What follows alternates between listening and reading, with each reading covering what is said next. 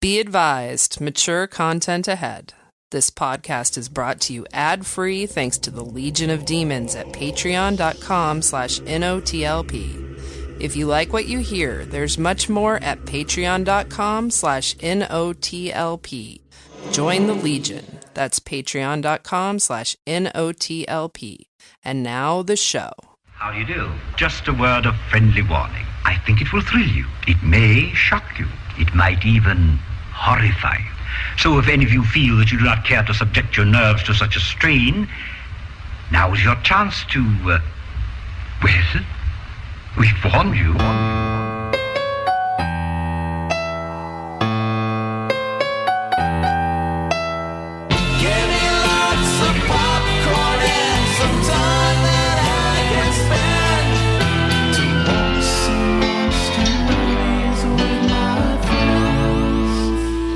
Hey, welcome to Night of the Living podcast. We're body swapping all month long. Swapping bodies. Switch it up. I'm Freddy. Amy's here. Kelley. Yeah. And Andy. To round out. I hope this is my body. It's your body, yada, yada. I hope yada, so, yada, too. Yada, yada, body. Yeah, who knows? I'm swapping so much. Go ahead and check for titties. Check for titties. Give them a squeeze. Oh, your little sister walked in. Check for dong. Check for dong. Welcome to the show. Hell yeah. Hi. Hey. So we're going to be talking about your name. Not your name, but your name here. Period. And we'll be roulette. Kelley will be reviewing anything for Jackson. Is that right? Anything. Yes. I had a nightmare because of this movie. This my was a good gosh. movie. Nice. Oh my gosh. I like having nightmares sometimes. What? Well, I don't like it at the time, but it is quite the accolade for a movie. Yeah. When you're like, when you can process it later and you can laugh because it was so intensely scary while you were having it. And then the next morning you're telling somebody like, but then you got to understand that everybody's penises just fell off and rolled down the drain. Yeah.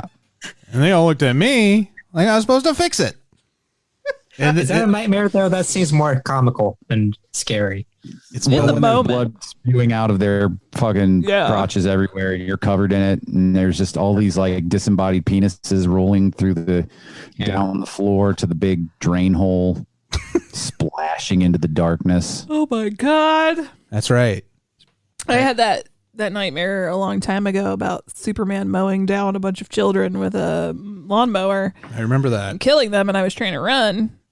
So that's, it's silly. It's He also literally mowed them down. Yeah. oh, Literally. that was amazing. So we have a mailing list and we have like an actual big old limit now that we can fill up. So if you've been trying to sign up for our mailing list and you previously could not do that, you Because can you know now. that's like what people are trying to do right now. Like they're just like it's I like trying need to more get email. it's like trying to get an Xbox Series X or a PS5. Getting onto our mailing list is right up there. Kids love being on a podcast mailing list this Christmas. It's this year's Tickle Me Elmo. If you go to notlp.com and look for the Dracula icon stamp, It's a Dracula stamp. I sent an email today and it had a super cool GIF in it. And I encourage everybody to look forward to more GIFs. GIF it up. Mostly Star Trek related, just because they make me laugh. Swear Trek. If you don't follow them on Twitter, what are you even doing with your life? That's right. Here's what's in, you're like, besides getting an awesome newsletter created by Amy, there's, you're like, what's in it for me besides that? That should be enough, but there's more. You get an opportunity. There's more. Every theme that we do, the final main attraction, we let one of you pick it. We select you randomly from our list of subscribers. And I'm going to do that right now. Number 63 on the list is Scott Fogel. Scott Fogel. Local. Holy shit. Local boy. Fogel. Local Fogel. He's our local Fogel. This is a He lives down. local. He lives down the street, actually. So True. Lest you be like, oh, they're just picking their friends. No, we became friends with Scott because he listened to the show. exactly. So there. So we don't need to email him. Just shout out the window. Say, Scott, what's your movie? And some rando named Scott's like, what? And I'm like, no, local Fogel. Local Fogel. So Scott, you get to pick our last body swap. Known. I could just text him. I don't know. I'm in the habit of sending an email. So, just so you know, the rules are that it has to fit the theme, body swapping. It has to be something easily found. Do not make me go to a flea market to find VHSs. Yeah, I won't do that. I'll just make up what I think the movie's about. Exactly. If that's the case. We've gotten a little fast and loose with the horror needs this month. So we've kind of branched out. Sci-fi, fantasy also are fine.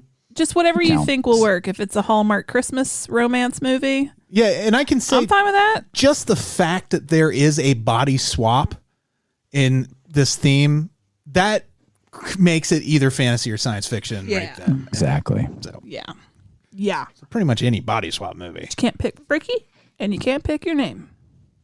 But you can pick your friend's name. Who knows? Kelley, I was thinking the same thing. I know. I kind of figured you were heading that way. I wasn't trying to take it from you. He could smell it. Yeah. You can smell my thing. Like a shark. Mm-hmm. We just got... You smell it? Yeah. Smell that? Yeah, what? Is that what The Rock's cooking? Yeah, it's sharks.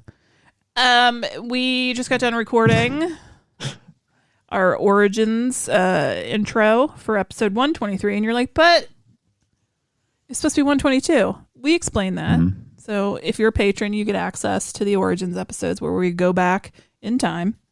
You know how we feel about time travel. Yeah. We like to experiment with it. Sure. And keep you on your toes. Give you a modern toes. On your time toes. We give you a modern day introduction to antebellum episode. Yeah, we bring Night of the Living podcast into the modern day, so you can see what it would be like with modern technology and modern cultural views. We bring it out from the dawn of history where it lies now, covered in the dust of eons. We put Technicolor on it so we can see it the not funk in black and white of 40,000 years. At least 40,000. And then consult with Vincent Price's ghost to make sure, but yes. If you're also a patron, you get access to Topicana. Our new little just recorded. Our new midweek fun time, which is also only available to patrons. If you would like to support the show in a monetary fashion, go to patreon.com/NOTLP.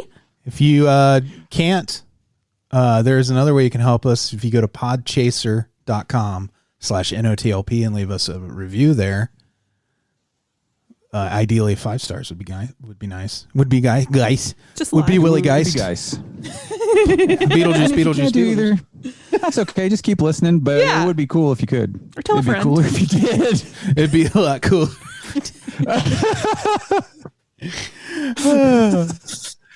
Yep, they're gonna stop listening right after this show. Yeah, like as you should. I'm done. Live your life, not ours. And is that all the news that's fit to print? Did you guys have a good week? Did we? Yes. Not really. I've had a lot of death around me lately, and it's a bummer. Why did I answer your question honestly? I don't know. It was great, man. I made some tasty. We're friends. You should be honest. I made some tasty latkes. No reason to lie. Yeah. I mean, you know what? It's relatable. It's true. Everybody's dealing with something. Yeah. There's death all around us. Yeah. I barely remember my week. Yeah. What? I realized I looked up and all of a sudden, oh my God, we're like almost halfway through December. It's insane. And I haven't bought one motherfucking present. And I feel bad too because I know I'm going to have to buy a lot of presents online because I wait to the last minute.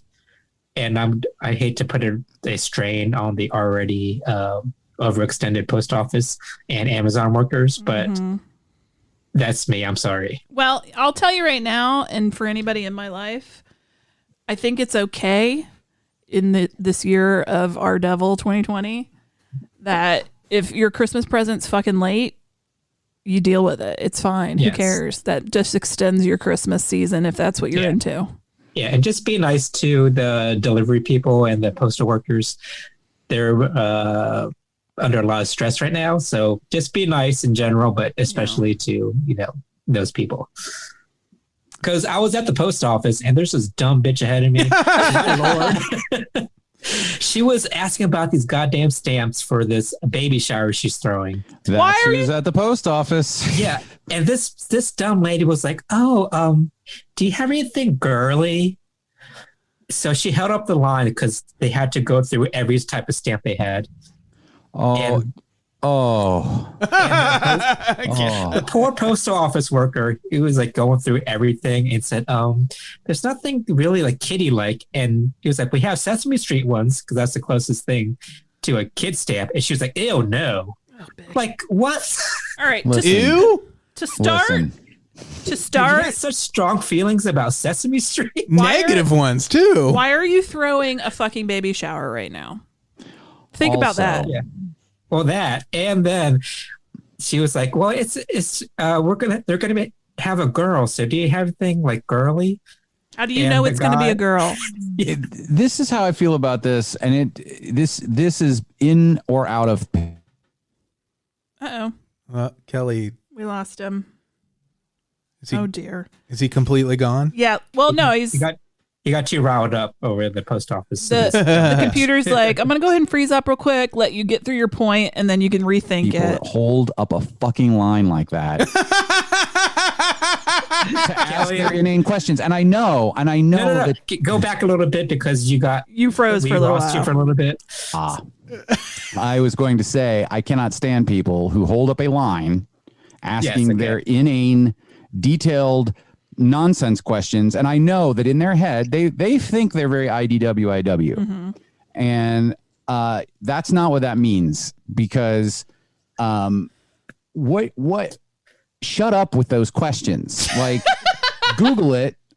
Don't stand there and have post. That's not their job. That is not their job to help you pick out party stamps or whatever it is that lady was doing. It's a fucking stamp. Yeah. If you have to match your fucking stamp to what is contained in it, you are a waste of humanity. Move on and go cure cancer or try. But here's where the story gets even worse, because she was like, do you have anything like pink or purple? And the guy's like, we have these purple heart stamps. I love it. I think he was shading her a little, and I love it. She was like, well, I guess I'll just take those.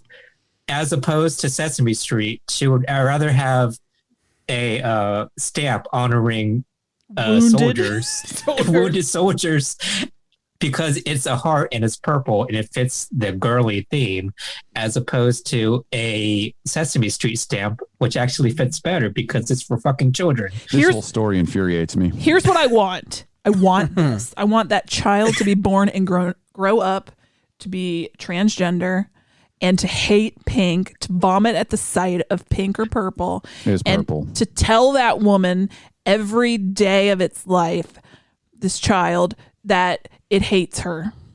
That's not what's happening. That's a strong reaction. That is a strong reaction. She chose the right stamps, so that child's going to come out girly as fuck. I have a similar but less intense hope.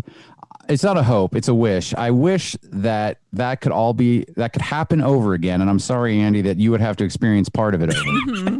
Go back in time again. Yeah, and you'd have to stand in line and listen to part of that. You'd have to listen to her ask the first thing. But then what I want is for the postal worker to just look at her quietly for a second and go, I'm not doing that. Yeah.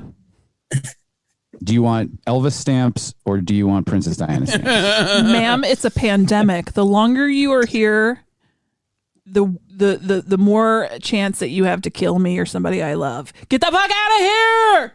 When yours is even more reasonable. I just want them to not get the stamps they want. To just look at her and not give her the extremely unreasonable thing she's asking for. Some of you may think this isn't unreasonable, and that's their job. It's not their job. Not right now. Their job. Not right now. Never. Well, it is never. I don't disagree with you, but certainly never their job. Right now in this world we live in, and there's a fucking line. Get the goddamn hell out of here. All right. Yeah. Fuck that shit. Yeah. Sorry to rile everybody up over stamps. No, it's good. I haven't gotten angry in a while. Do you think that her name was Jackson? Anything for Jackson. She thought they should do anything for it. I'll tell you. She saw the title of the movie, like, oh, that's my movie. Yeah. It's for me. Mm-hmm. I was going to use that as a super make a bunch of changes to it. Super cool segue. Like, I can relate. All right, let's hit it. I want to talk about this movie. It was good. All right. Okay. Amy, did you have something else? I just wanted to tell the listeners that I was enjoying the Saved by the Bell remake, but I don't have to. No, we can take a second for that. I think it's fun. If you're watching it, let me know. It started off kind of terrible, and I looked at Amy and I said, it started off terrible, and then you're like, is this what the show is? What? But it's not. Terrible. Yeah, like it started off like super corny. It felt like it was like you were back in the 90s Saved by the Bell. Oh, like the original. Yeah, is what it kind of the tone of it, which is you're like, whoa, they did not update this and this is really bad.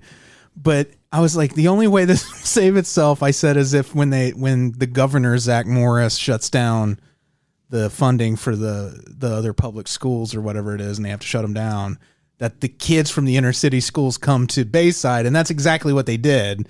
So I was like, okay, now I can understand what I'm looking at. This is meta parody of itself.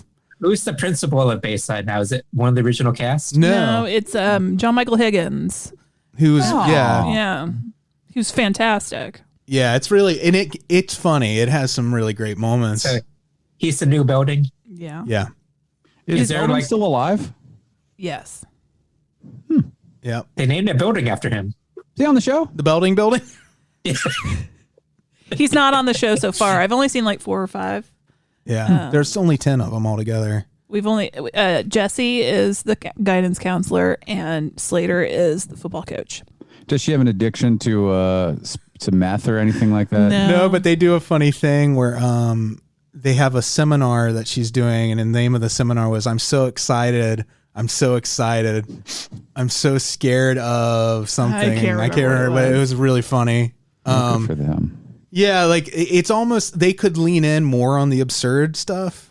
Yeah, it's almost like AP Bio. If they would just lean in completely, I think they could get up to like that level of funny.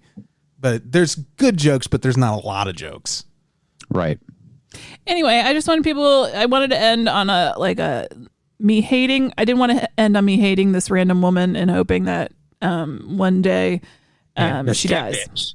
And just to be clear, Amy's not rescinding that. She just doesn't want to end on that before the next segment. Oh, no. Stamp bitch can die in a fire.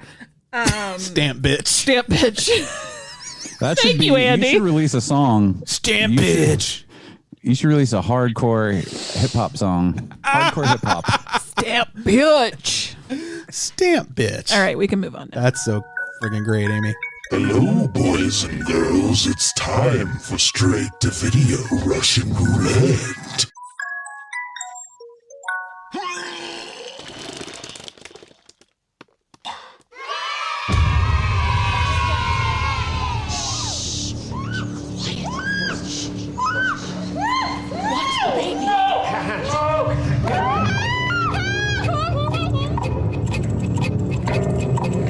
Hello, my name is Audrey, and this is my husband, Henry. We don't want to hurt you or your baby.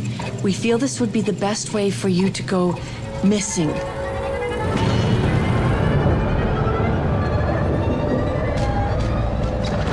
Dr. Walsh, morning.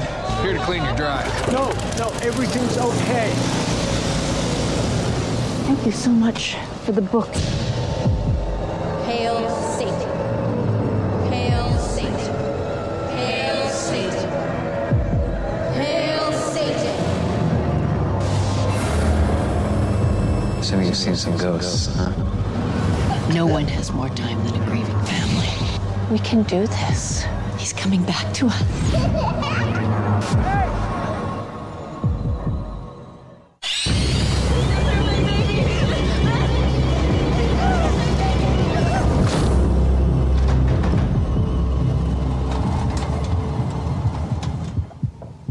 trick or treat.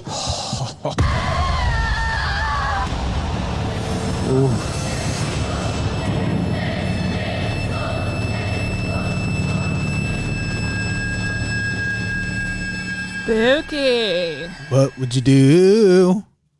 Oh, friends and family, let me tell you something. This movie was outstanding. This, like, we already want to watch this again. It has really rocketed at the top of my list.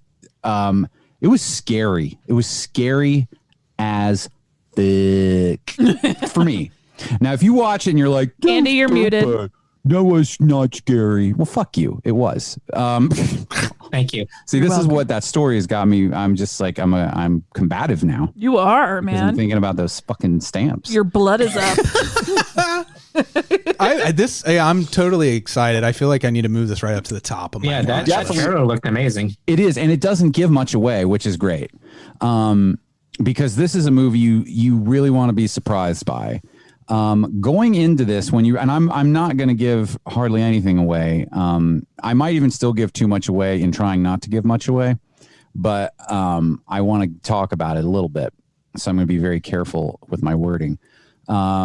But when you first read me the synopsis last week, like I had a conversation a while ago with one of our listeners, Justin Doc D. If you're listening, buddy, what's up? Love you.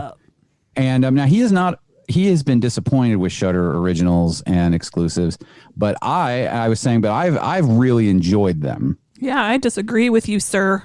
But he's, he made. We can. We're allowed. This is a thing where it was good. It's just a matter of preference, but this has continued for me. Like, and they haven't all been great, but by and large, I feel like the Shudder exclusives and originals have been a step above other streaming services horror movies. Mm-hmm.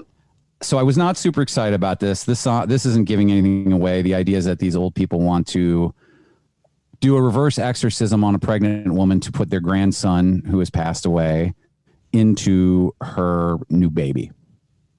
I mean, that's what the synopsis says, so I'm not spoiling anything. And so I was just like, that sounds okay. It might be spooky-ish. This movie starts off immediately. You get thrown right into it. The scary shit starts pretty much right away. And all of the actors in this movie are like killing it. They're crushing it. The performances are so good. The main couple who play Audrey and Henry Walsh, they are the aforementioned grandparents. They have great faces. That's what Alise watched this with me. That was kind of one of her comments. And I agree. They feel really real. This movie is kind of what it does is, and there's humor in it. Like what's another great thing about this, and by the way, this is not, when I say humor, this is not a horror comedy by any stretch. There is kind of some moments where you're going to chuckle because it's almost silly, but it's not. And the humor comes from the fact that this is basically about regular people trying to accomplish something with the occult, not people who are accustomed to the occult, but what happens when someone's suburban grandparents decide to go big and try to do a very real occult ritual, and kind of how some of the things they do really well and some of the things they really bungle up. And the effects in this movie are really good. Like I said, I don't want to say much about it, but there are some well-placed gore moments, and those help to like really drive home like how shocking some of this is. We both also said, and some of you who, especially those who really liked Hereditary, might be like, wow, and then they'll see this and they'll be like, no. But I don't feel, for me, I haven't had horror intensity like that since I saw Hereditary. It's not like Hereditary has a different level of depth to it. There are layers and layers and layers to unpeel, I feel like, in Hereditary. This is definitely more of just sort of a smaller story, but it feels very intense when they have sort of the scare moments. I mean, there were places where like I was kind of almost like crawling back into the couch. Like I got the chills any number of times. And what really blows my nips off is that I looked up the two guys who wrote and directed this. They've worked together a bunch of times before, and almost everything on their IMDb is like Hallmark Christmas movies and romantic Christmas movies, like almost exclusively. It is like there are no other horror movies. There was like one title that might have sounded like it was kind of like a fantasy something, like very slight. It was like Forest Fairies. I don't know. But like, what if it turns out those were all the same Hallmark movie with different titles? They're like, we just retitled it. Re-released it. Basically, they just make the same one with just some different actors, or they just sort of mix the actors up. Speaking of Hallmark holiday movies, real quick shout out to Emily Intravia, who was on Kevin Geeks Out last night. She did a great job talking about the Dogs of Christmas. Oh, speaking of the Dogs of Christmas, if you want to hear me discuss a terrible Christmas romance movie that's on Prime, you can listen to me on The Feminine Critique talking about Christmas Angel with Emily. Had a dog in it. Was terrible. We are going to listen to that, by the way. You should. We're just talking Bruce Davison is in Bruce it. Davison. Love Bruce Davison. It has people. It has Bruce Davison. But so it really, because I thought these had to be people who have, because it's so well directed and well written. The dialogue is awesome. You really you're really in this situation, and it just keeps surprising you a little bit. And like I said, the effects, there is this one effect in here where, and Freddie and I both watched Color Out of Space. Yeah. And you probably won't exactly get what I'd have to tell you explicitly which scene I'm talking about, but there's a scene in The Color Out of Space, which is a very disturbing movie in its own way. It's really good, but there's a scene in that movie towards the end of another really good scene where I felt like their budget showed, where they did an effect where I was like, A, for effort, but you didn't pull that effect off as well. Like, you know what I mean? I kind of had to get past their effect not working. This movie does something similar in a really, really great way where I was kind of blown away. Now, Andy, I don't know. I don't know if you are or aren't going to like this. Well, I love cults. Well, you love cults and you like ghosts. Yeah. And again, I'm trying not to give away too much, so I don't want to say much more than that. But this movie has both. But I also know, like particularly in the Conjuring universe, and this doesn't look anything like that, by the way, but you don't always like ghost effects or like weird ghost things. Well, I don't like it, like the ghost effects where it's like that black creepy crawly stuff that goes against the walls and stuff like that. That's kind of played out. This isn't that at all. The shit that happens here, and there's 2 or 3 scenes that use this, and every single time it happens, I'm just like, and they just ratchet and ratchet and ratchet the tension up. But then also you get like these because they feel like real people. All of the people in this movie feel very real. And it's one of those movies where you have tension for both sort of the culprits getting caught. You know, like there are these moments where you're like, oh shit, I hope they don't get caught, even though they're doing something horrible. And then there's tension from the horrible thing that they're doing. So it is just, unless something comes along in the next week or so, unless somehow I get another Russian roulette movie before wrap up, this is absolutely going to be my number one. This is probably the best Russian roulette movie I've watched. Wow. Period. That I can remember. It gave me a nightmare, listeners. I had this nightmare, and it doesn't really have much to do with the movie, but that is where it came from. And I'm going to tell you, Alise had to wake me up because I was screaming, help me, help. Or I just kept screaming, help. And in the dream, Kelley. I'm going to tell you about it. I dreamt that we were in bed at my old house, and it started off sad because I was thinking about our dog that passed away. And so in the dream, I was kind of crying. Cassie, baby. But, and so she kind of woke up in the dream to comfort me. But as I've kind of got my face like buried in her shoulder, I see movement. And we're the only ones in the room. I see like movement in the room. Like there's another someone or something in the room walking around. And I start freaking out because obviously no one should be in the room. And then this is your dream, right? And this is my dream. This didn't really happen. Yeah. And in the dream, Alise looks up and can see whatever it is. And she starts screaming. So I start screaming because I know there is a ghost or a demon or something that is actually in the room with us. And I just start freaking out and screaming, help, help, help. And it starts getting closer. Like I can just see it out of the corner of my eye. Like she's kind of blocking my view. So it's just like something with like a white or blue like gown or some kind of dress or clothes. And it moves closer and closer and closer to the bed. And as it gets closer, I just am screaming harder, help, help, help. And then it touches me. And that's when I wake up. And the touching was Alise shaking me awake.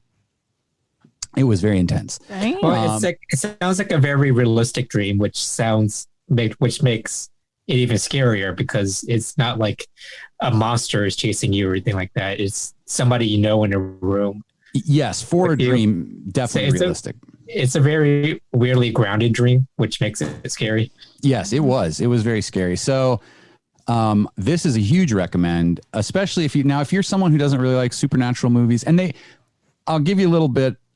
This movie has some very good shout outs to Rosemary's Baby and The Sentinel. There are a number of movies that this kind of nods to without ripping it off. And again, some of the occult stuff you're going to think is hokey, but it's like played that way deliberately. It's just a really great movie. And I highly recommend it. Especially if you like occult and supernatural movies, this was a great one. I really hope these two do something in horror other than this, or, and move away from Hallmark movies. I mean, keep making those to get your dream movies made. If that's what this was, it felt so sure-footed and well done that it really did kind of blow my mind that this was the first thing of this kind that they seem to have done. That's crazy. What if your reviews got me excited? Yeah, me too. What if really good. The Hallmark movies are their dream movies, and this was just to pay the bills? It's the paycheck. They've made a shit ton of them, so maybe it is. They must like something about it. Who knows? They must like getting paid. Are you curious to check out their Hallmark movies now? No. Considering the quality of this one? No. They're all prequel to this. That's if you're a true fan, you'll go back. I should check and see, though, if any of this cast was in any of those Christmas movies. It's about how these grandparents met. Yeah. They're meet cute. Uh-huh. They were really great. Every actor in this movie really delivered. Kudos to the entire cast, crew, the look of it. Everything was great. I miss Kudos. Right. Oh, those were good. Candy bars disguised as health food. Yeah. Oh, Kelley, if you really like this movie, which I haven't seen yet, but I've seen enough clips from it and everything. Servant on Apple TV, the M. Night Shyamalan series is really good. Oh, all right. It's a similar kind of vibe. Well, I may check that out when I get a device that has Apple TV on it. Oh, yeah. Freddie, not everybody. You have a phone. Deep in the Apple cult. Oh, I don't do that. Yeah, you don't want to watch it on your little phone. Yeah, Quibi's down, so he doesn't want to watch it on his phone. Yeah. All right, so I got this. Suck on them Quibbies. She got fat ass Quibbies. So what we're gonna do is I'm gonna get this Jack in the Box out. Yeah. And we're gonna pass it around, not unlike a hot potato. Oh, we should have done a hot potato. We should have done a hot potato. We can do a hot potato in future. Okay. At university, if I'm not in hospital. When you're not on holiday either. Yeah.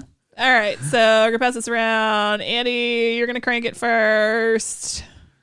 I pretend it's a potato. Okay. Crank the potato.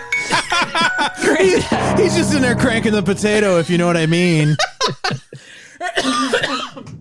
me. Oh, Jesus. All right. I'm up next. Mm-hmm. Yeah. Oh, God damn it. Get that potato. Careful, it's hot. The hottest. I am Dracula. No, you're not. Mm-hmm. Okay, so the movie for the next show that I will be watching is called The Mortuary Collection. Which I also would like to watch. Yeah, this is a recommend from our listener Hayden. So thank you for that. Thank you. In the phantasmagorical town of Raven's End, nothing is as it seems. A misguided young girl takes refuge in a decrepit old mortuary. My favorite kind of young girl. Woo! Misguided. There she meets Montgomery Dark, an eccentric undertaker with more than a few skeletons in his closet. It sounds like a LARPer's name. Montgomery, a professional LARPer. The strange history of the town through a series of twisted tales, each more terrifying than the last, but the young girl's world is unhinged when she discovered that the final story is her own. Oh, no. What was his name again? Play along with you, though. Yeah. Montgomery Dark. Montgomery Dark. It's from the Montgomery Ward Dark Collection. Oh, Monkey Wards. It's on Shudder. I hope he has a brother named Mark.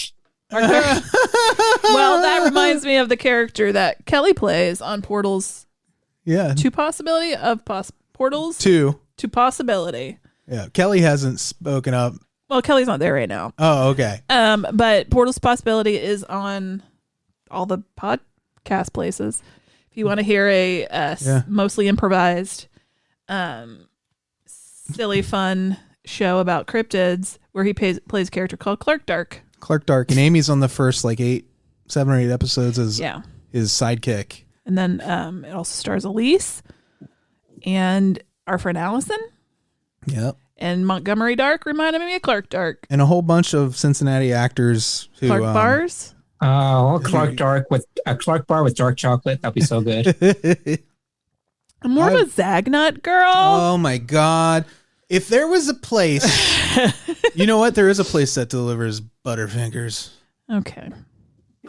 It's that new subscription Butterfinger service. I think it's called Brown Finger. It's Brown Finger. That's what it's called. And they send you you sign up and every month. I heard that company stinks. Well, you've heard correctly because you pay $20 and every month you get a Butterfinger in the mail. Okay, because it's a brown finger. Yeah. Okay, this is great. We'll move on, take a break, and get to the main. Do they make Zagnuts anymore? They do, but you have to it's not just in a CVS or a gas station. You have to go to a special candy order. store. Yeah, they're artisanal. Yeah, I love them. I want a Zagnut so bad right now. I'm really hungry. Yeah, me too.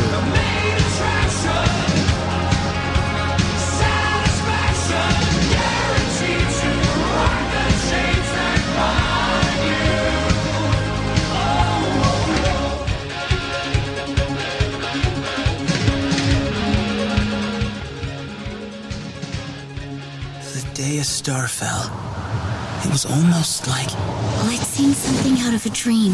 Nothing more or less than a breathtaking view.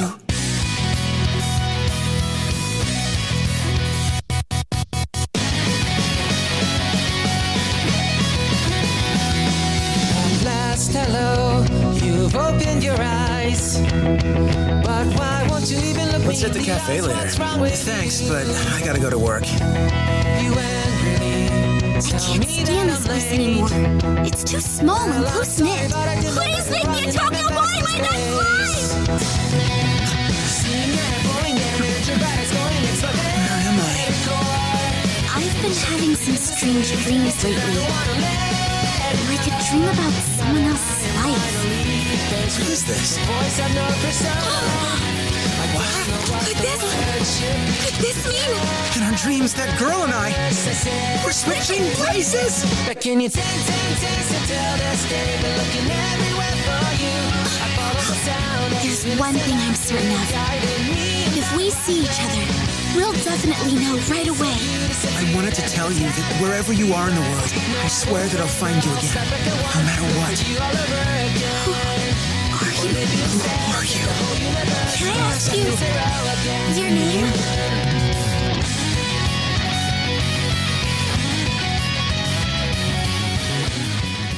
Okay, this week's main attraction is Your Name, period. The most successful box office of any Japanese animation ever. Wow. Really? Yep. So funny. You would have thought one of those Studio Ghibli movies would have been. Yeah, that's what I thought too. I had never heard of this movie until I deliberately went out looking for body swap movies, and everybody was in agreement. A majority of people said this was the best body swap movie. Yeah, and what's funny, I had just heard about this movie. The boys both watched it before, and I feel like I saw someone else mention it on social media very recently. I had no idea it was a body swap movie at all until it got brought up for the show. And it's so great. Yeah. Oh, I'm sorry, Kelley. I was going to say I would never have watched it otherwise. Yeah, and I'm glad I did. It's probably one of those movies, I would not have seen if we weren't doing this theme, which I'm really glad, because this is just an amazing. Well, one, the animation is the best I've ever seen. It's gorgeous. It is gorgeous animation. And then also the storytelling, the way they drop you into it, it has a lot of respect for the viewer. It lets you kind of get places on your own. Yeah, the body swap happens almost immediately. Yeah. And which is there's no build up to it. And like if Freddy said, it respects the viewer. Like we've seen body swap movie. We know what's going on. Not only, we don't need to. And exactly. But you're in the middle of it, actually. You're not even at the beginning of the body swap. They've already been swapping bodies for a while. Yeah. When the movie opens. What's nice too is the time travel stuff, or where flashbacks happen. They don't do a thing where it's 6 weeks ago. You kind of have to figure out, oh, this already happened, or this is happening now. They don't, like you said, they don't really hold your hand in terms of that. But it's still told very clearly. It's not what's going on. The time travel stuff was pretty clear. They didn't have them running into doubles of themselves or a butterfly effect type things. It was pretty straightforward. Yeah, but I had moments, Andy, where I was really confused. Oh yeah. Yeah. Yeah. He went away after a minute. I get it. Just because it's time travel, and I feel time travel is just confusing. Yeah. But this is probably the most straightforward time travel thing that I've seen. I guessed what was happening right before it got revealed specifically. Yeah, I was going to say spoiler in case you're a first-time listener, which I'm sure you probably are not, but if you are, we spoil these main attractions. We get all into the little nitty-gritty. So just a warning. Yes. But yeah, I didn't even know there was going to be time travel. It's one of those things that the movie doesn't set up. It's a great surprise when it happens. It is. And when I realized it, like I said, it was right kind of before they announced it. But when I realized it really hit me. I cried my eyes out watching this movie. I did just too. To let you know. Freddie ended the movie and he couldn't even talk. Oh. Yeah, I had to compose myself before joining. Blubbering? Yeah, I wasn't blubbering, but I did tear up. I was so choked up. I was just so choked up I couldn't speak. It was one of the most beautiful things I've ever seen. Same. Amy, what about you? Do you have a heart? No, I hated this movie. No, of course I didn't cry, but I could see why you would. It didn't surprise me that anybody would be crying, but I will say I don't have any real experience with anime. So I've seen Akira. Yeah. I've seen Akira. Canada! Is that the only Japanese animation you've ever seen? That's a whoa. Maybe. Yeah.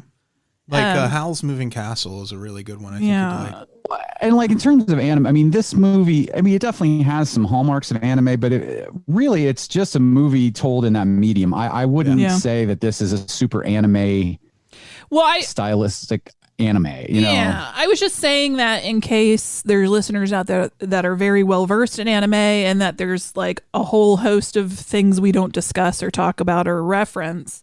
I just don't have that. Just so you know where I'm coming from when I watch this, that I don't have that background. But I thought it was fantastic. It's very accessible in terms of anime. Yeah, that's what I mean. There's not a bunch of, it really is just a movie it's just a Japanese movie that's animated. Yeah. Yeah. You know, she's a girl who's a friend, Mom. She's not my girlfriend. Oh, you're okay. Yeah, it was a stupid joke. So we have. Well, I was like, "What's a friend, mom?" She's a mom friend. Words have lost all meanings. So, you got this movie, and it stars. We watched the dub version. I'm assuming you guys all too. did. Yeah. Yeah.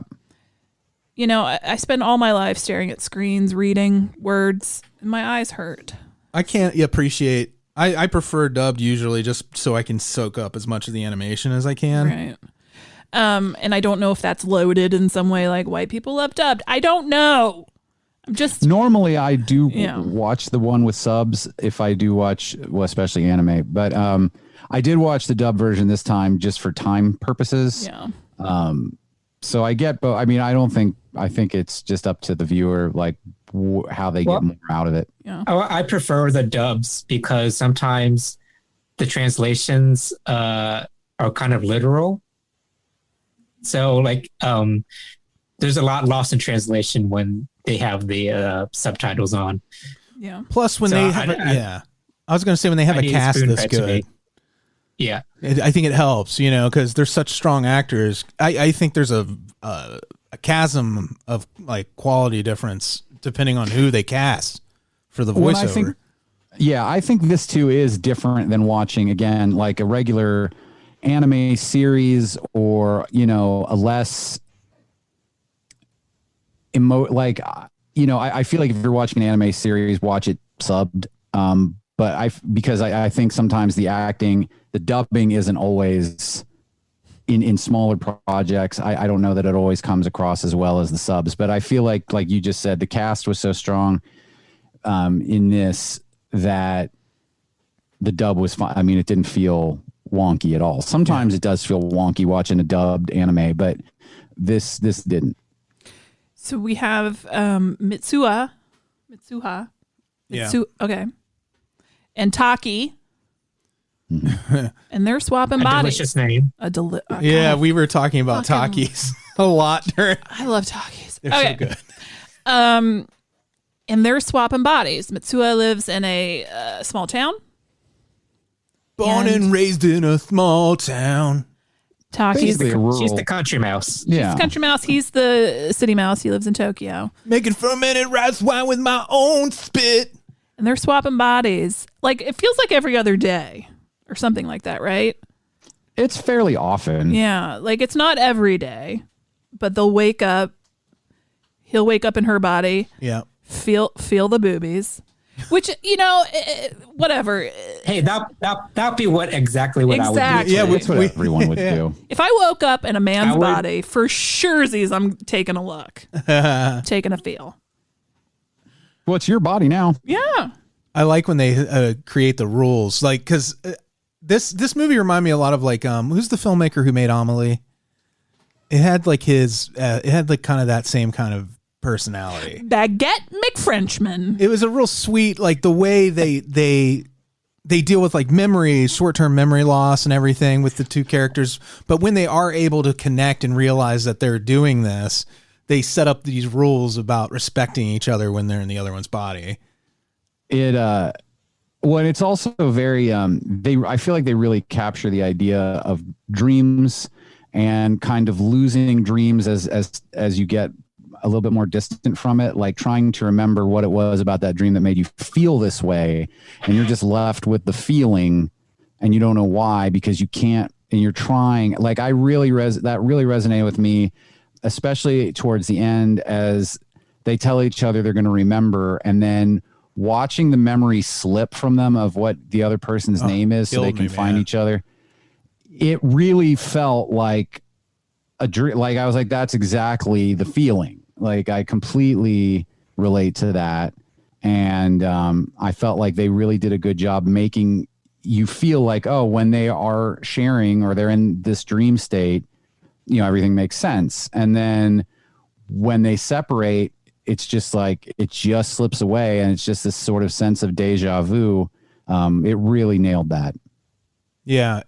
And there's kind of like that belief, like an element of like, you're like, this can't really be happening. So you start to say it has to be a dream. And once I categorize it as a dream, the process that my brain takes to say, I don't need this information anymore, it's not reality, is a really believable, like from a scientific standpoint, you're like, that makes sense that you would do that as like a self-preservation. And it feels like the theme of the movie when they get later in and they realize, you know, that they are 3 years apart and that her village is going to be destroyed by a comet. There's a lot of who believes her, or that at least she's interested in doing the right thing when she's really talky. Right. And like, you know, like there's a lot of like when they try to convince the mayor that they need to evacuate her father. Well, yes. And it's like, there is, you have to give yourself over to like a magical thinking. Another thing I loved about this body swap is like, they just accept it. They don't try to figure out why they're body swapping. Yeah, they don't. Oh, I feel like she did a little bit. I did, but like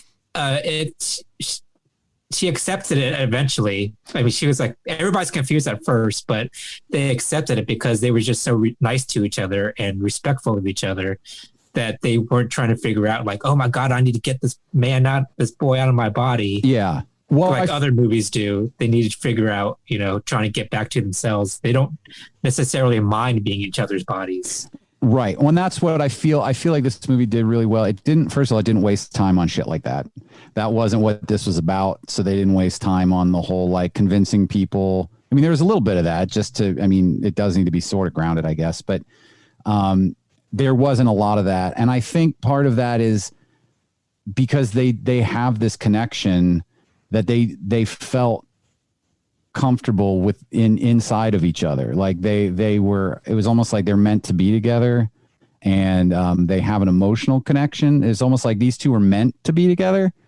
And so while they feel off and they don't know what each other's world is when this is happening and they don't remember, it's like there's something natural about being in each other's bodies for them, that they enjoy it and they enjoy the perspective. Just a really beautiful movie about like love and loss. Well, I love how even though they were kind of like meant for each other and fated to be each other, you see the relationship develop. Yeah. And they love each other not because they're fated to be together. They love each other because they get to know each other. Exactly. Yeah. That's exactly right. And by being in each other's bodies and like learning about like what's happening, it's really beautiful. And this body swapping also changes who they are when they're in their own bodies, and so much that other characters remark on it. Changes them for the better. Yeah. You're right. It's not just when she's in his body that, yes, of course she has a feminine side then, but he starts to deliberately realize that's the better part of his nature if he lets it happen, type of thing. And and I love how the other characters notice that too. Yeah. Yeah. One of my favorite moments is like when she's in his body and his friends remark like, oh, he's kind of cute today. Yeah. Yeah. Right? And it's just so nice to see affection between like male characters that's not like, oh my God. Yes. You're being gay. No, the friend relationships are all really nice too. Yeah. In general, I love the grandma and the little girl, the sister. Oh yeah, the sister. Mitsua's sister and so grandma. Cute. Their interactions are so great. When what you realize, what happens is, so they're body swapping. You've already got that's established, and then it stops just as they're starting to kind of think they could find each other. And what you realize is that because this coincides with this comet, and this whole time you're thinking that they're both in the same time.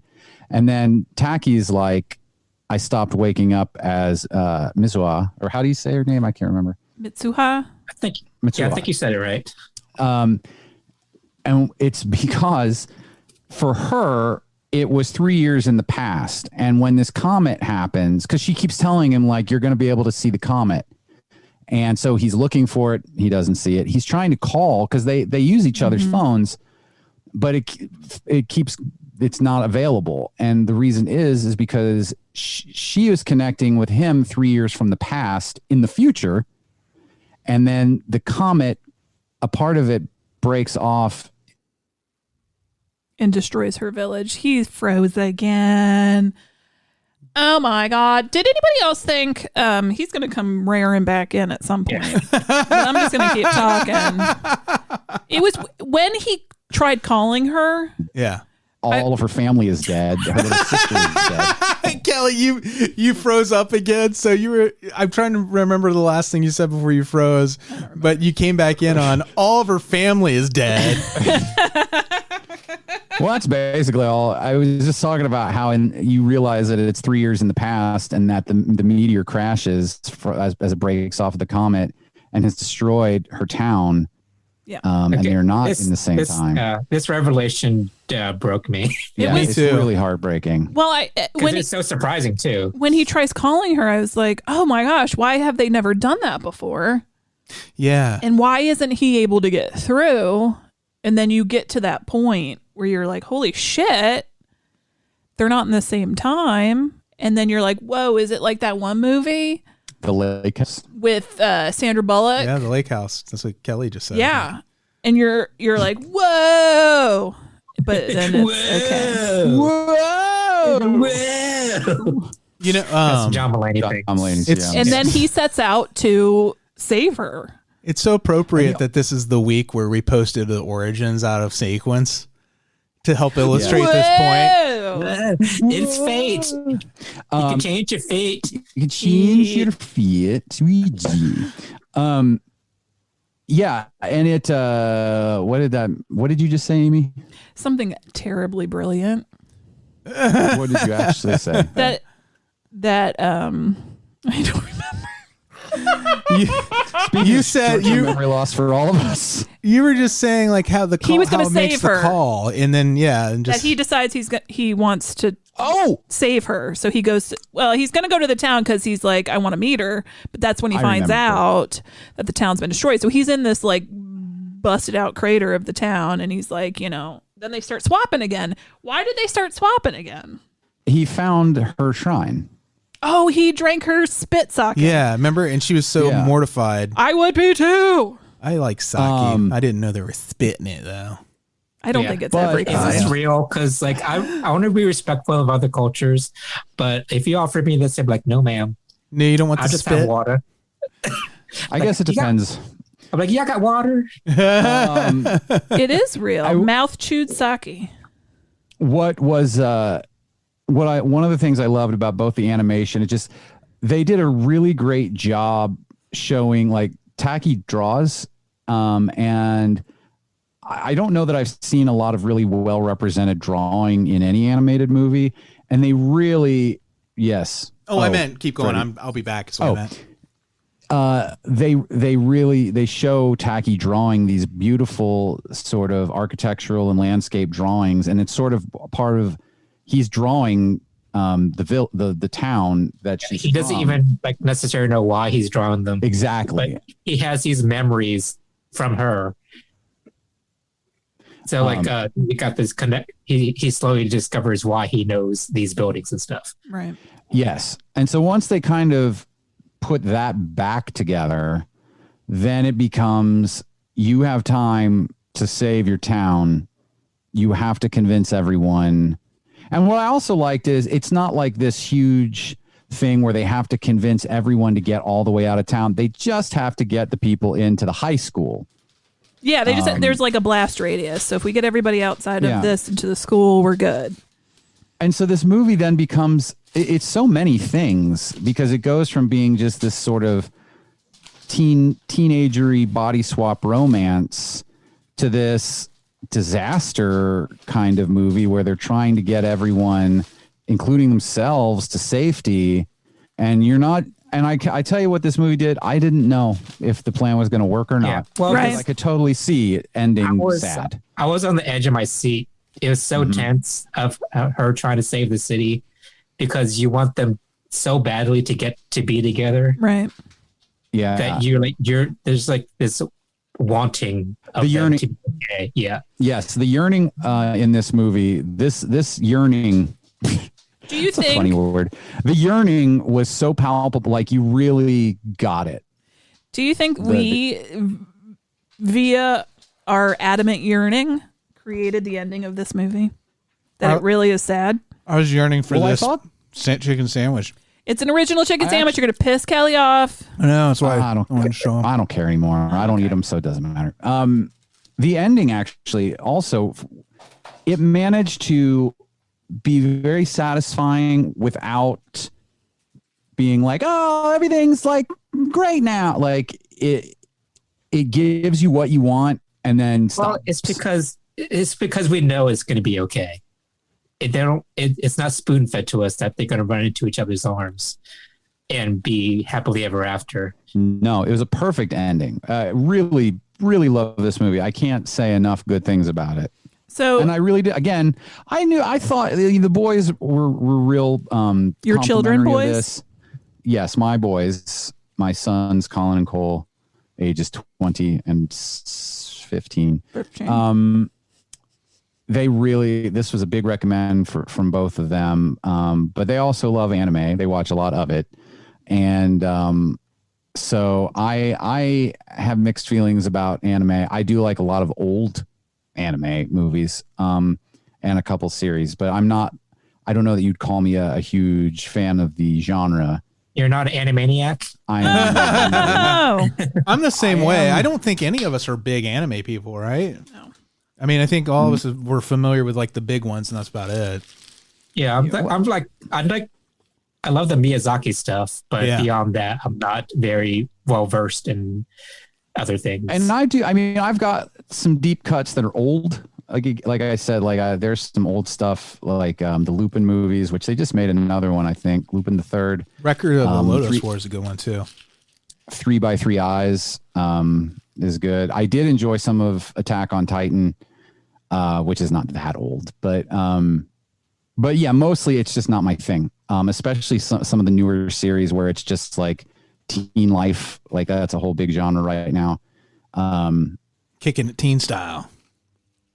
Again, this movie sort of transcends any kind of like trappings that are specific to anime. I feel like, I mean, there are a few, but it's just a really great movie, and it would have been great, I think, told in any medium. But I think having the beauty of the art, upped it. You bring up the beauty, like that scene where the comet is flying over the skyline. It breaks your heart a little bit every time, especially when you know what's going to happen. Yeah, it's like the juxtaposition of how beautiful it is over like knowing what's going to happen to that town. Exactly. Because like it's so beautiful, but you know that 500 people are potentially going to die. Yeah.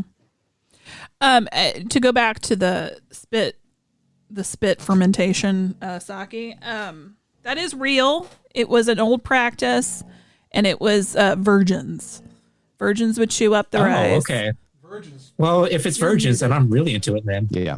Then apparently it's an old practice. For my skincare regimen. In lots. Oh my God, I'm going to murder my dogs. It was an old practice in China and Mexico and other places where different types of things like agave was chewed up, fermented. Same with millet wine in China. I'll be right back. I have to take my dogs out. This is a show of breaks. I took a break. Freddie took a break. Yeah. Amy's going to take a break. Gotta do it. Take a break. Yeah, I'm going to get a Kit Kat. Good. You're going to get a Kit Kat. He's going to run to the store and get a Kit Kat. Yeah, because it's a break. Yeah. You know, I got it. But Freddie, what are your thoughts? I fell in love with this movie too. Like I said, I had a really emotional reaction to it. I want to see the making of, which, you know, I was frustrated that the way this movie is sold is really kind of frustrating because they sell it either dubbed or subtitled. Mm-hmm. So if you want both, you have to buy them separately, and there's no extras on the one I got. So I'm like, I'm dying to know, like, there was like a moment that blew my mind as somebody who tries to draw, and I see the office chair in the opening shot of him laying in bed, and you see him through the office chair. Yeah. They really nail it. It looks very real. Yeah. I mean, there's so many like uncanny valley moments with this. That near the end, like snowing in Tokyo. Yep. I was like, oh my God, I want to go to Tokyo so bad. Yeah. Even though it's an animated movie, you get wanderlust. Yeah. Just looking at this city. It was beautiful. And there was there's another sort of way to what you were talking about, Freddie, a moment where it didn't look like animation to me was when they show the spider web like as tacky, I think, as Mitsuha is riding through, or maybe it's when it's raining. Maybe it's when he's himself and he's walking up the mountain. I don't remember now, but they show this spider web with I know what you're talking water about. striking it. And it looks so real. And usually in 2D animation, you don't get those moments. The only other time I've really ever had sort of that looks like a real thing. There's a moment in The Secret of Nim. It's just real brief where the mouse jumps out of like a bird cage that they've trapped her in, and the bird cage shakes and it looks real for a second. That's the only other time I've really had that in a 2D animated movie where I was like, shit, that looks like it's not drawn. Yeah, do you feel like I almost, maybe I don't want to know like whether or not it feels like it had to be computer assisted, like when they do like the panoramic around the village and everything. All of that is, I mean, I don't know that anyone is doing I don't think anyone is doing only hand cell animation anymore. So I would be surprised, and definitely a lot of this was computer. Like you said, they can't do, I mean, I guess you could do those 3D rotations. Well, yeah, every time I think something's impossible, somebody does it, and I'm like, what?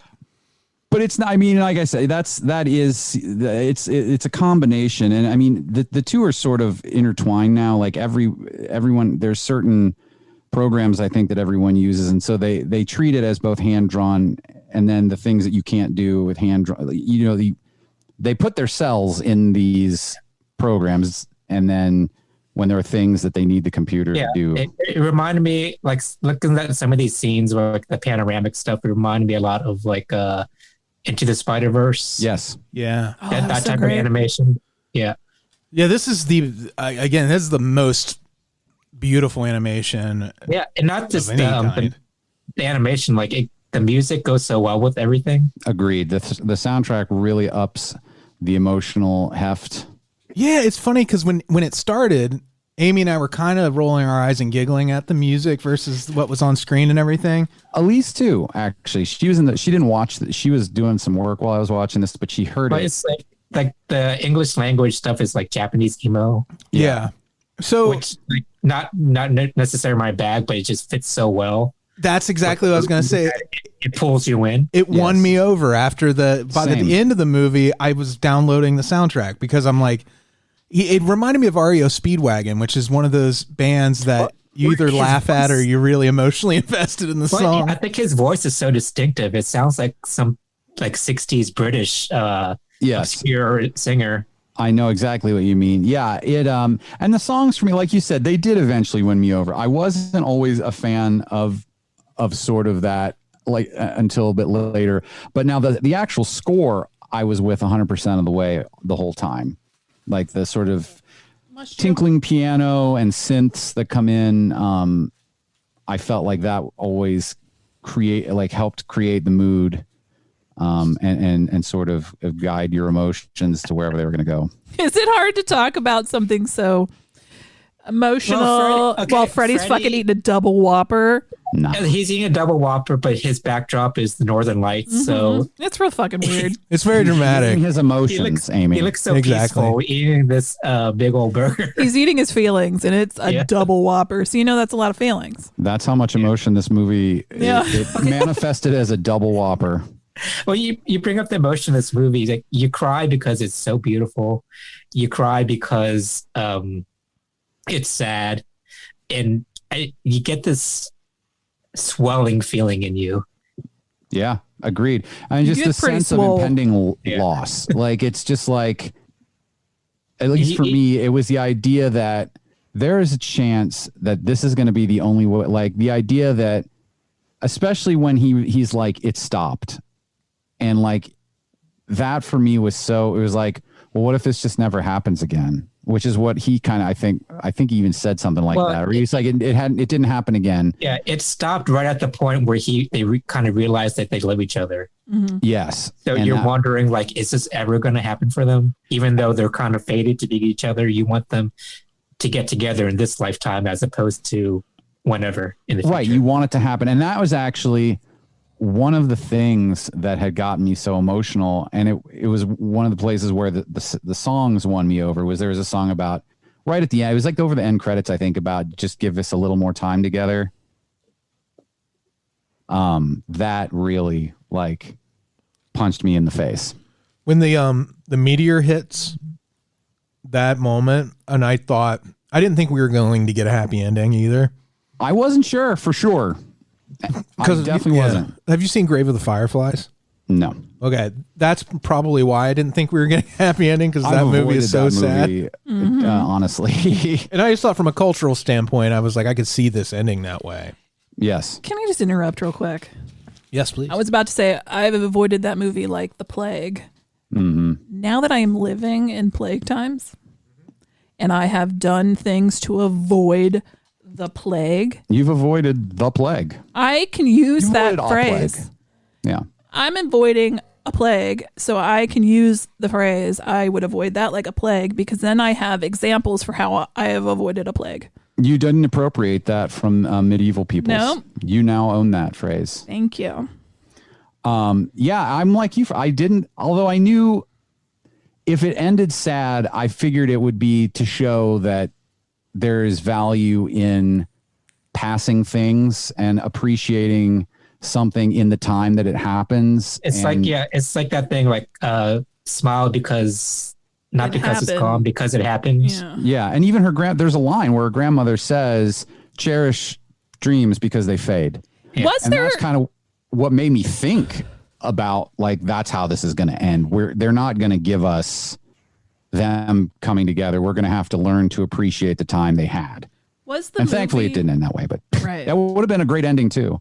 Was the movie sort of hinting that this had happened to other members of her family? Because the grandmother said, I remember having dreams when I was young, and I don't really remember them anymore, and I don't remember who it was. No, I think I think it was explicitly that I just remember that. It just wasn't the same level because they were not waiting on an impending disaster. Like there was this line that made me think that this was all leading up to this. God damn it, Millie. This dog, these two fucking dogs, I love more than goddamn life itself, but I would knock their heads together right now. Millie, her head came poking out, all these cables and wires and stuff were around it, and her head just poked out between them. It was really cute. Oh, like a Beethoven movie. It's like a Beethoven. A Beethoven. Beethoven. That dream fading line has like, it reads two ways too, because when I thought of it, when I first heard it in the movie, I thought she meant like aspirations. Right. But like you were saying, like literally dreams, as you're longer you're awake, dreams literally, your dreams fade away. Yeah. Unless Spider-Man is mowing down children with a lawnmower, and you'll remember that till the day you're dead. I thought it was Superman. Oh, what did I say? Spider-Man. Sorry. Was it Superman? Oh, it was Superman. You would have lost the obstacle course from last week's Topicana. This isn't canon. You would not have got the J. Jonah Jameson or Perry White right. God damn it.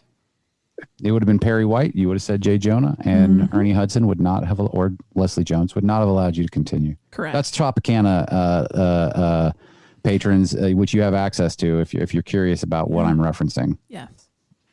Anyway, where were we? I'm sorry. How good this movie was. It's great. Go watch it. And how sad it is that dreams fade away. Yeah. Especially if they're really dreams where you're just connected to your soulmate through that ethereal pipeline.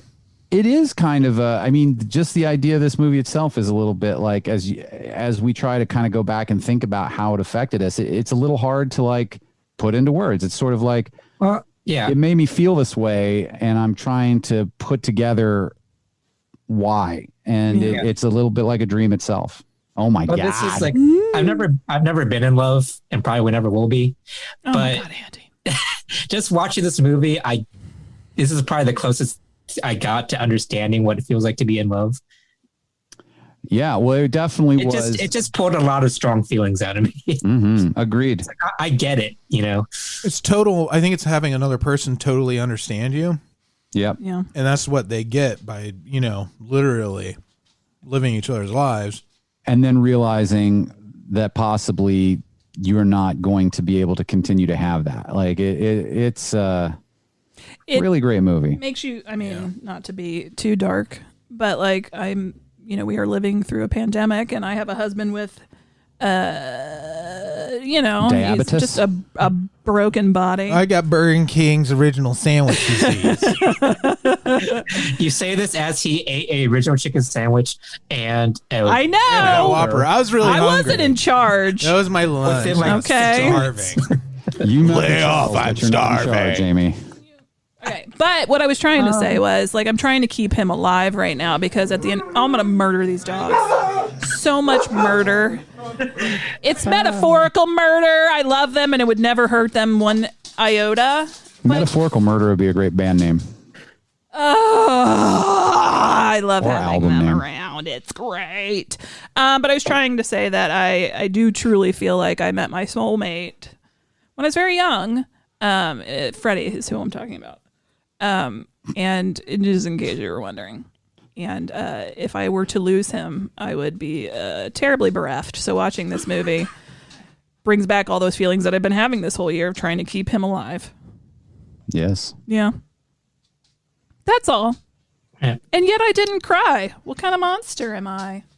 Well, you rarely ever. Dracula or a werewolf, probably. Yeah. Yeah. No animal died in this movie, so you're fine. That's where that's where it happens. Mm-hmm. All right. Yeah, when I thought you're muted. Sorry, when I thought the old lady and the little girl had died, and when that comet hit. Well, they did.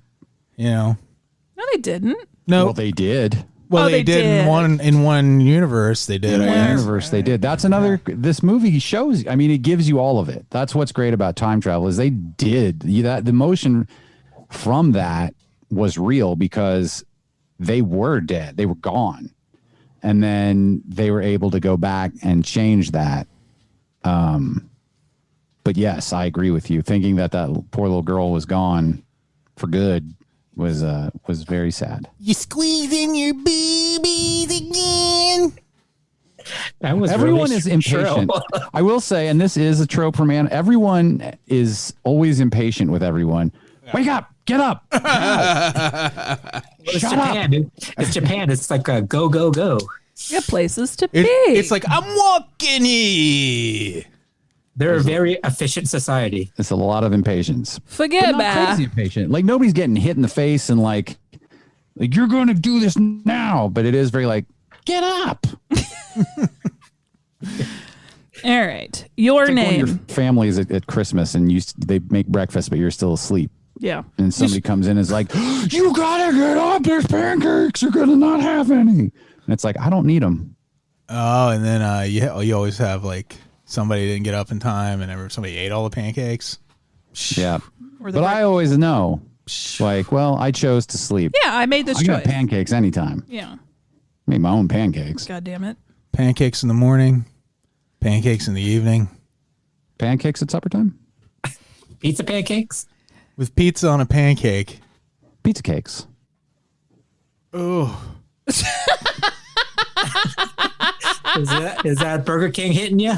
I think it was the combination of it's bringing your emotions back. You're going to cry again for a different reason. That and pizza pancakes, like the combination of those two thoughts almost made me barf. No, I got you. It was good though. It's good barf. Anywho, now's the time on Sprockets. We dance. Yes, Zawo. Yeah, got to thank our Beelzebubs. These are our producers who they grease the wheels, if you know what I mean, of justice. Alise Kombrinck, Ernie Perez, Mark Watts. Back to me. And thanks for Mark. Thanks for jumping up to the new tier. Appreciate that. Amanda Geletko, Blake Heath, Bill Farner. I want to stop you right there. Yep. I froze while you started reading names and I missed Alise. I just wanted to say hi, sweetie. Oh, that was sweet. Tree and Alex McNulty, Iona Goodwin. Iona, great one. Jeff L. Jeff O. Branan and Emily, who we were just talking about. Yep. She was on Kevin Geeks Out. Go to YouTube. A+ Emily. Search Kevin Geeks Out. You'll find it. Christmas Dogs. Adam Ingram. Alyssa Boehm. Happy birthday. Happy birthday. She had a birthday yesterday, right? Right on. Yeah. I think it was yesterday. Oh, my days blur together. Bill Chandler. Bill and I jinxed on Quiplash, and I feel like that was like the solidifying brick of our friendship. It was a your name. That was the right answer. That is. He's your soulmate. Well, there you go. My comedy soulmate. Blayne Turner. Monica Martinson, happy birthday to you too. Today is her birthday. Gosh, happy birthday! And Brian, last but not least, Doc Brian. We've taken to calling him Dr. Brian. Happy birthday, Dr. Brian. I know it's probably not your birthday, but someday it will be, and you can hold on to this till then, and then you have it forever. On that day, you can take it back out, and then you'll have it. Yep. Nothing's better than taking it back out. Yep. Just to put it back in. Except for leaving it in. Yeah. Anything else you want to add? No, I'm good. No. This is a very emotional movie week for me. One movie scared me so bad it gave me nightmares. The other movie made me cry multiple times. Yeah. It's beautiful, really. It's cathartic. Yeah, it's good stuff. Love you guys. Bye.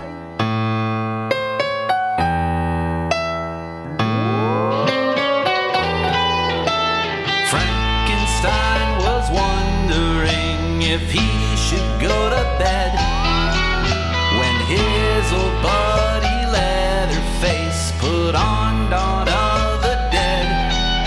And Igor made the nachos in a severed human head, and they enjoy the movie with their friends.